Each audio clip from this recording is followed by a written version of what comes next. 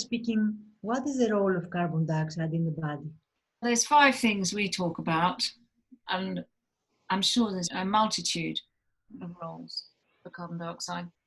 We're carbon-based organisms, so carbon is very important, and we talk about losing carbon dioxide, but this breathing too much is affecting the whole carbon chemistry. But generally, if we're talking about carbon dioxide as a dilator, that will cause the body to produce symptoms like spasm in the large intestine, which is constipation, high blood pressure, which is causing spasm in the arteries.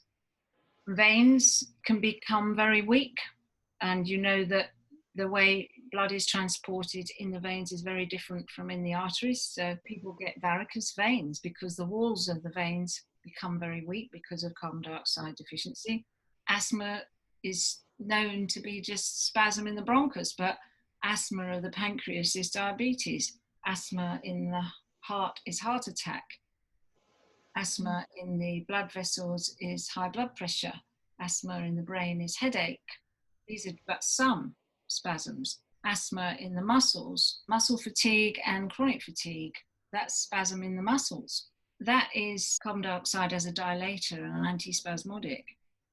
The second role of carbon dioxide is as an oxygenator of the body, because when you're breathing, generally, the level of oxygen is going up in your lungs.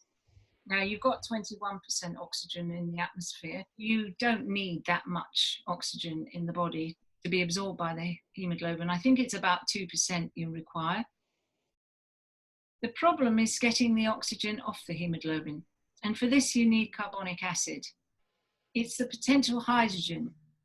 It's the acidic aspect of the carbonic acid that loosens the oxygen off the hemoglobin so that it can travel into the tissues and cells. If you're breathing too much, you won't have so much oxygen.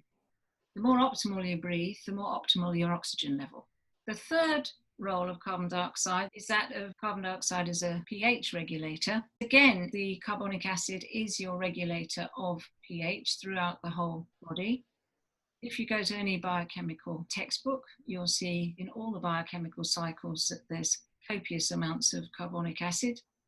If you're breathing too much, you won't have carbonic acid. So the first thing the body does when the pH goes out is to produce lactic acid, and athletes will know about this because when they're exercising and mouth breathing, they suffer with muscle fatigue, and it takes a while for them to recover their muscles sometimes, particularly if they've been doing a lot.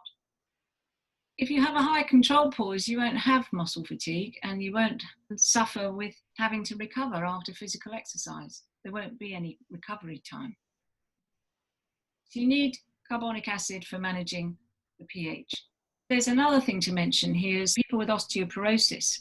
Osteoporosis occurs because the body's stripping the bones to manage the pH of the body. When the pH is really severely out, then it goes to the bones. The fourth role we talk about is carbon dioxide is a sedative. It actually calms the nervous system down. The excitability of the nervous system is dependent on the level of carbon dioxide in the body. And it also helps the brain function. The synapsing between nerve cells and brain cells is dependent on the level of carbon dioxide. Somebody who has a control pause over 30 tends to be much more logical, finds it easier to think through things.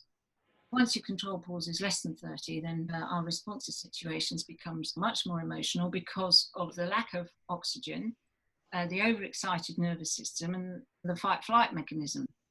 That's another whole topic about how most people are living in that state of fight-flight because their control pause is lower than 30.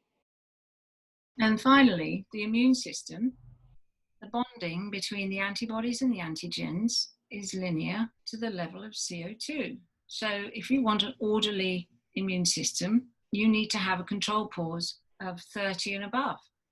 Once it starts to fall into the 20s, people start finding they've got allergies, they start catching colds and flus. That's the brilliant thing about this. If you've got a control pause of 30 and above, and that's what we recommend as a first aid strategy, if you want to be free from colds and flu or symptoms, even if it's very severe, you can get rid of those symptoms very easily by practicing.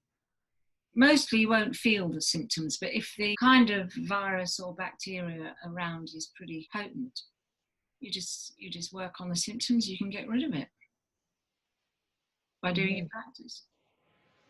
Quite remarkable. It is.